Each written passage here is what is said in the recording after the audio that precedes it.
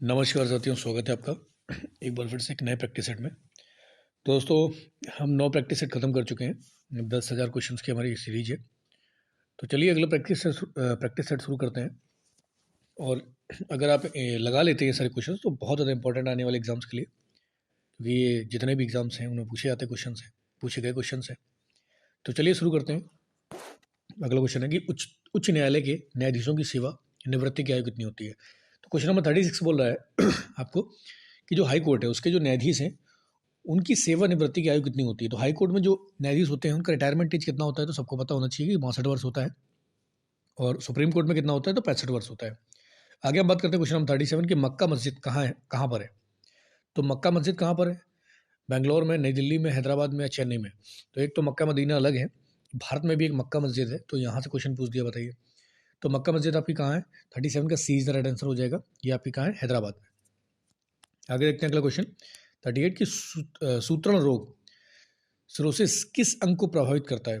तो जो सूत्रण रोग है वो किस अंग को प्रभावित करता है हमारे शरीर के, हृदय को, यकृत को, मस्तिष्क को और या फेफड़े को। तो जो सूत्रण रोग होता है ये हमारे यकृत को, यकृत मतलब लीवर को बहुत ज़्यादा प्रभावित करता है। तो 38 का B is the right answer हो जाएगा। आगे हम बात करते हैं 39 कि भारत के चारों कोनों में 4 मठ किसने स्थापित किए थे। तो काफ़ी इंपॉर्टेंट है, जब सनातन जागरण हो रहा था तो किसके द्वारा भारत के चारों कोनों में। अभी हाल में एक मठ तो काफ़ी प्रॉब्लम में भी चल रहा है, खबरों में भी है कि हाल में क्या हुआ है ना कि जोशीमठ में इस समय दरारें आ गई हैं, तो उसकी वजह से ढहने के कगार पर आ गया। तो एक उधर भी मठ बहुत ज़्यादा प्रचलित है। तो इन मठों का, ज्योति मठ की जो स्थापना की गई थी उधर ही की गई थी। तो ये जो 4 मठ हैं इनकी स्थापना का श्रेय किसे जाता है। तो भास्कराचार्य, शंकराचार्य, माधवाचार्य या रामानुजाचार्य। तो शंकराचार्य किसके द्वारा, 39 का 20 राइट आंसर हो जाएगा कि शंकराचार्य के द्वारा मठों की स्थापना करी गई थी। सॉरी, जल्दी से कमेंट करो कि चारों मठों के नाम कमेंट करके बताओ कि कौन कौन से मठ हैं। आगे बात करते हैं क्वेश्चन नंबर 40 दिल्ली चलो का नारा किसने दिया था। तो सबको पता होगा सुभाष चंद्र बोस ने। और 40 का 20 राइट आंसर हो जाएगा कि सुभाष चंद्र बोस ने दिल्ली चलो का नारा दिया था। और अभी हाल में दिल्ली में सुभाष चंद्र बोस जी की मूर्ति भी लगाई गई है। ठीक है, अगला चलते हैं क्वेश्चन नंबर 41 कि भारत में सबसे पहले जल विद्युत संयंत्र कब दार्जिलिंग में स्थापित हुआ था। तो भारत में जो जल विद्युत संयंत्र था सबसे पहला, वो कब स्थापित किया गया था। तो जल्दी से बताएंगे कौन सा, 97 में, 79, 1879, 1987 या 1887। तो 41 का ए इज द राइट आंसर हो जाएगा आपका 1897। तो भारत में जो सबसे पहला जल विद्युत संयंत्र बनाने का जो स्थापित किया गया था संयंत्र, वो दार्जिलिंग में किया गया था। कब किया गया था, 1897 में। तो 41 का ए इज द राइट आंसर हो जाएगा। आगे हम बात करते हैं क्वेश्चन नंबर 42, भारत निम्नलिखित में से किस वस्तु का सबसे बड़ा उत्पादक और निर्यातक है। तो भारत इसमें से किस चीज़ का, बाई ऑप्शन, कि इसमें से किस चीज़ का सबसे बड़ा उत्पादक है और निर्यातक है। तो कपास का, अभ्रक का या चाय का या तांबा का। तो 42 का D is the right answer हो जाएगा, अभ्रक का। भारत सबसे बड़ा उत्पादक भी है और भारत सबसे बड़ा निर्यातक भी है। आगे हम बात करते हैं क्वेश्चन नंबर 43, ग्रीक रोमन कला कहाँ पाई गई है। तो ग्रीक और रोमन कला जो है वो कहाँ पाई गई है। तो 43 का आंसर क्या हो जाएगा आपका, एलोरा, कलिंग, कोणार्क या गांधार। तो 43 का 20 द राइट आंसर हो जाएगा गांधार में। तो गांधार कहाँ पर है, जल्दी से कमेंट करके बताओ गांधार आपका किस देश में, प्रेजेंट में पड़ता है। ठीक है, उस समय तो भारत का ही हिस्सा हुआ करता था, अखंड भारत का। तो 43 का 20 द राइट आंसर हो जाएगा गांधार। आगे हम बात करते हैं क्वेश्चन नंबर 44, बौद्ध धार्मिक साहित्य किस भाषा में लिखा गया है। इतनी बार क्वेश्चन पूछा गया है, ये बहुत बार क्वेश्चन पूछा गया है। एसएससी तो पता नहीं, बौद्ध धर्म, जैन धर्म किनको गोद ले लिया है। तो यहाँ से बहुत सारे क्वेश्चन बनाता है कि 44 का जल्दी से बताएंगे आंसर क्या हो जाएगा कि बौद्ध धार्मिक साहित्य किस भाषा में लिखे गए हैं, पाली में, संस्कृत में, प्राकृत में, अर्धमागधी में। तो 44 का ए इज द राइट आंसर हो जाएगा, पाली में। तो बौद्ध धार्मिक साहित्य किस में लिखे गए हैं, साहित्य पाली में लिखे गए। आगे हम बात करते हैं क्वेश्चन नंबर 45, अजंता गुफाओं की चित्रकारी का मुख्य विषय किस धर्म से संबंधित है। तो अजंता की जो गुफाएं हैं उनकी चित्रकारी जो है वो किस धर्म से संबंधित है, ये भी बहुत बार एग्जाम में पूछा गया, जैन, बौद्ध, वैष्णव या शैव। तो 45 का 20 राइट आंसर हो जाएगा, बौद्ध। अच्छा, एलोरा में क्या है, एलोरा में तीनों हिंदू हो गए, बौद्ध हो गए, जैन हो गए। तो अजंता एलोरा की गुफाएं कहाँ पर हैं, जल्दी से कमेंट करके बताओ, ये काफ़ी इंपॉर्टेंट क्वेश्चन है। आगे हम बात करते हैं क्वेश्चन नंबर 46, यूरोप की महत्वपूर्ण औद्योगिक नदी किसे कहा जाता है। तो यूरोप की जो महत्वपूर्ण औद्योगिक नदी है वो किसे कहा जाता है। तो ये आपकी रूहर है, राइन, वोल्गा या म्यूज। तो 46 का 20 राइट आंसर हो जाएगा कि यूरोप की महत्वपूर्ण औद्योगिक नदी जो है वो राइन है। आगे हम बात करते हैं मौसम कैसे बनता है, पृथ्वी के घूर्णन के कारण, उदग्र से 23.5 अंश पर धुरी के झुकाव के कारण, पृथ्वी के परिक्रमा के कारण या क्षैतिज के 66.5 डिग्री अंश पर धुरी के झुकाव के कारण। तो मौसमों का परिवर्तन कैसे होता है ये पूछा है इन्होंने। तो देखो, पृथ्वी जब परिक्रमा करती है, पृथ्वी का क्या होता है, परिक्रमण के कारण मौसम बदलते हैं। तो ऑप्शन 47 का सी इज द राइट आंसर हो जाएगा। ठीक है, ध्यान रखेंगे 47 का सी है। ये भी क्वेश्चन बहुत बार एग्जाम में पूछा गया है, इसको ध्यान रखना। तो 47 का सी इज द राइट आंसर आपका हो जाएगा। आगे हम बात करते हैं क्वेश्चन नंबर 48 कि व्यापारिक पवनें किस क्षेत्र में चलती हैं, भूमध्य रेखी द्रोणी में, या ध्रुवीय उच्च दाब में, उपोष्ण उच्च दाब में, या पश्चिमी पवन। तो व्यापारिक पवनें किस क्षेत्र में चलती हैं, तो भूमध्य रेखी, ध्यान रखना। व्यापारिक पवनें कहाँ चलती हैं, तो भूमध्य रेखी द्रोणी में चलती हैं। आगे बात करते हैं क्वेश्चन नंबर 49 कि गंगा के डेल्टा में कौन से वन पाए जाते हैं। तो डेल्टा में सबको पता ही है सुंदर वन पाए जाते हैं। तो 47 का सी इज द राइट आंसर हो जाएगा। ठीक है, क्वेश्चन नंबर 50 क्या है कि उच्च तापमान तथा अल्प वर्षा वाले क्षेत्र में उगने वाली वनस्पति कौन सी है। तो अधिकतम तापमान में और अल्प वर्षा के क्षेत्र, तापमान अधिक हो लेकिन वर्षा कम हो, ऐसे जगह पर किस प्रकार की वनस्पति उगती है, पतझड़ वाली, सदा हरित, सदाबहार, या घास। तो देखो, सदाबहार तो हो नहीं सकता है, सदाबहार नहीं हो सकते हैं, सदा हरित भी नहीं हो सकते हैं क्योंकि वहाँ पर वर्षा कम हो रही है, गर्मी बहुत है। घास भी नहीं होगी। यहाँ पर पतझड़ वन, कि वहाँ पर क्या होता है कि जैसे मध्य प्रदेश के जंगल हो गए आपको, वहाँ पर क्या होगा, उच्च तापमान होता है, अल्प वर्षा क्षेत्र है। ठीक है, तो पतझड़ वन कहाँ पाए जाते हैं, आपके मध्य प्रदेश क्षेत्र हो गया, उत्तर प्रदेश के भी बुंदेलखंड क्षेत्र वगैरह होते हैं, वहाँ पर पाए जाते हैं। तो 50 का ए इज द राइट आंसर हो जाएगा। आगे बात करते हैं क्वेश्चन नंबर 51 कि निम्नलिखित में से कौन सा अक्षांश भारत से गुजरता है। तो इनमें से कौन सा अक्षांश जो है वो भारत से गुजरता है, मकर रेखा, कर्क रेखा, ध्रुवीय रेखा, या भूमध्य रेखा। तो भारत को 2 बराबर भागों में बांटने का काम करती है कर्क रेखा। ठीक है, ट्रॉपिक ऑफ कैंसर गुजरता है। तो जल्दी से ये कमेंट करके बताओ कि भारत के कितने राज्यों से कर्क रेखा गुजरती है। सबने पढ़ रखा होगा, प्रैक्टिस सेट सॉल्व कर रहे हैं आप, मतलब आपकी अच्छी नॉलेज है।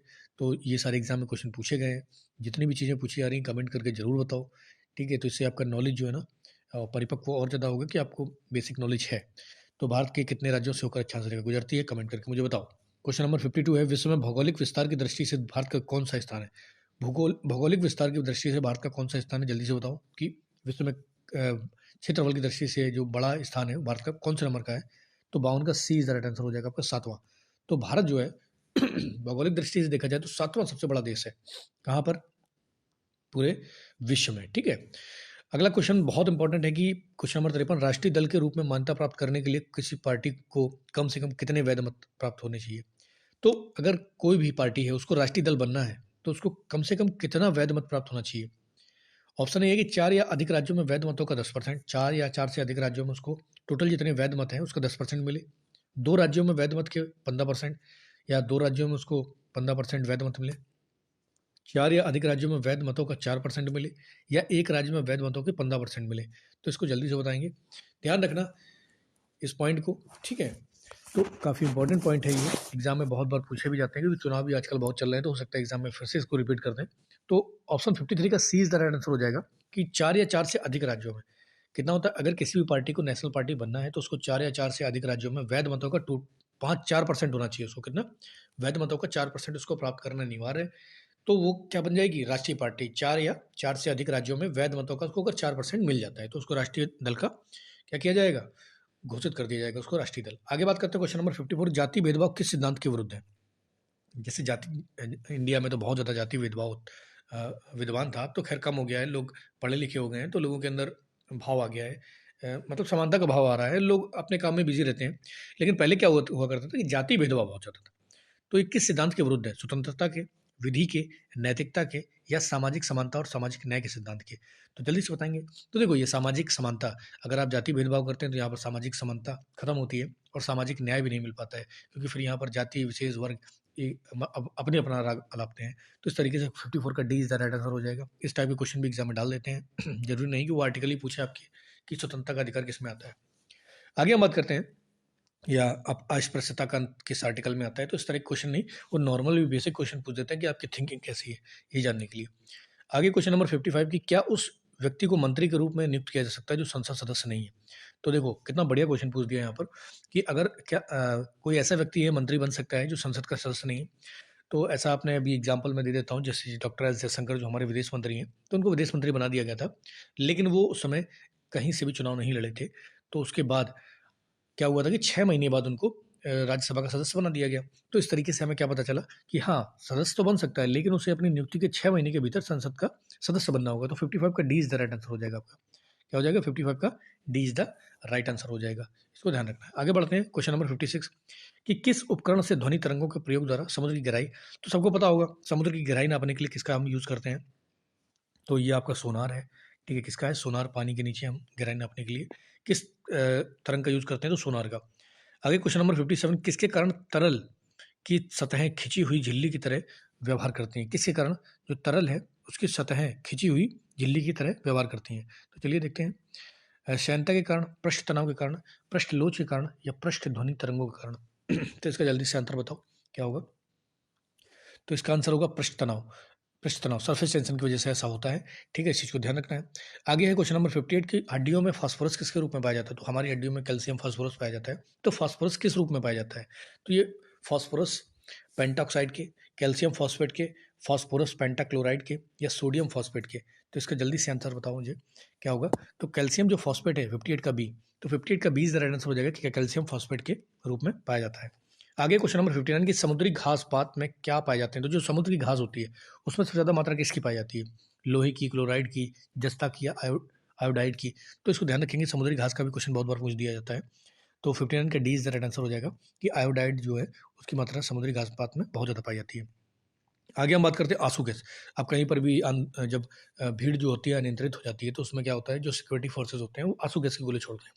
तो आंसू गैस के जो गोले होते हैं उनमें कौन सी गैस भरी होती है, क्लोरीन होती है, कार्बन डाइऑक्साइड होती है, अमोनिया होती है या हाइड्रोजन सल्फाइड होती है, तो इसका राइट आंसर क्या होगा जल्दी बताओ। 60 का सी इज द राइट आंसर हो जाएगा आपका अमोनिया। तो जो आंसू गैस होता है उसमें अमोनिया की मात्रा होती है जिससे कि आप जब वो छोड़े जाते हैं भीड़ को तितर बितर करने के लिए।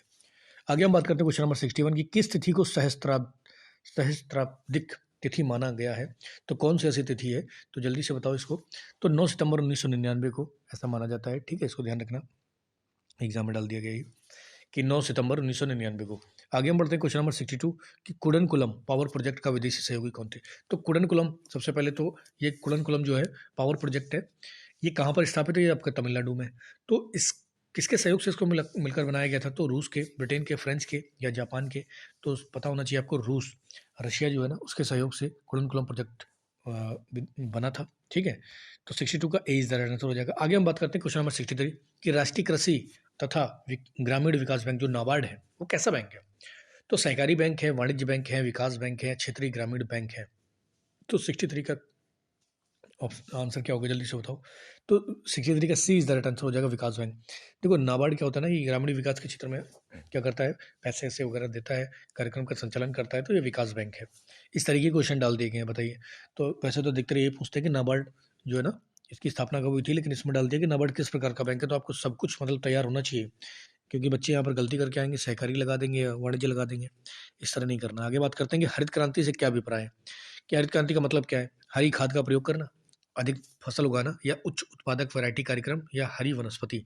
तो यहाँ पर पूछ रहे हैं कि हरित क्रांति का मतलब क्या है, तो उच्च उत्पादक वैरायटी कार्यक्रम चलाना, मतलब ऐसे बीजों को बोना जो कि काफ़ी उच्च उत्पादन कर सकें। ठीक है, 65 देखते हैं अगला कि विशेष आहरण अधिकार की सुविधा निम्नलिखित में से किस में उपलब्ध है, तो विशेष आहरण अधिकार किसके पास है, विश्व बैंक के पास, अंतर्राष्ट्रीय मुद्रा निधि के पास, अंतर्राष्ट्रीय विकास एसोसिएशन के पास या एशिया विकास संगठन के पास, तो इसका राइट आंसर क्या हो जाएगा, विशेष आहरण अधिकार किसके पास है, तो ये है आपका अंतर्राष्ट्रीय मुद्रा कोष निधि के पास। ठीक है, 65 का B is the right answer हो जाएगा। ठीक है, इसको ध्यान रखेंगे। अगला क्वेश्चन नंबर 66 कि निम्नलिखित में से कौन सी वस्तु एगमार्क की श्रेणी में नहीं आती है, तो एगमार्क भी बहुत बार एग्जाम में पूछा जाता है, हॉलमार्क हो गया, एगमार्क हो गया, एग्जाम में बहुत पूछे जाते हैं। तो ऐसी कौन सी वस्तु है जो एगमार्क की श्रेणी में नहीं आती, तेल है, घी है, मक्खन है या पटसन है, तो 66 का जल्दी से बताएंगे क्या आंसर हो जाएगा। तो 66 का सी इज द राइट आंसर हो जाएगा मक्खन। मक्खन जो होता है वो आपको एगमार्क की श्रेणी में नहीं आता है। ठीक है, आगे हम बात करते हैं क्वेश्चन नंबर 67 कि ओजोन परत क्या है, तो सूर्य के प्रकाश की एक रच्छी परत, चांदनी की एक रच्छी परत, ताप से रक्षा करने वाली एक परत या एक रच्छी परत जो पराबैंगनी विकिरण को फिल्टर करती है, तो 67 का क्या आंसर हो जाएगा, तो बिल्कुल अल्ट्रावायलेट जो रेज आती हैं उनको फिल्टर करने का काम करती है ओजोन परत, तो 67 का D is the right answer हो जाएगा। तो ये सारे क्वेश्चंस थे जो कई बार एग्जाम में पूछे गए हैं और आने वाले एग्जाम में बहुत बार रिपीट होते हैं, बहुत बार पूछे जाते हैं। तो 10,000 की सीरीज है हमारी, लगातार इनको पढ़ाई करते रहो। देखो वही नॉर्मल क्वेश्चन आते हैं जो हम लोग लगातार पढ़ते रहते हैं, तो इनको लगातार प्रैक्टिस करने की भी ज़रूरत है। तो लगातार पढ़ाई करो, लगातार मेहनत करते रहो, फिर हम एक नया सेक्टर लेके आएंगे। तब तक के लिए जय हिंद।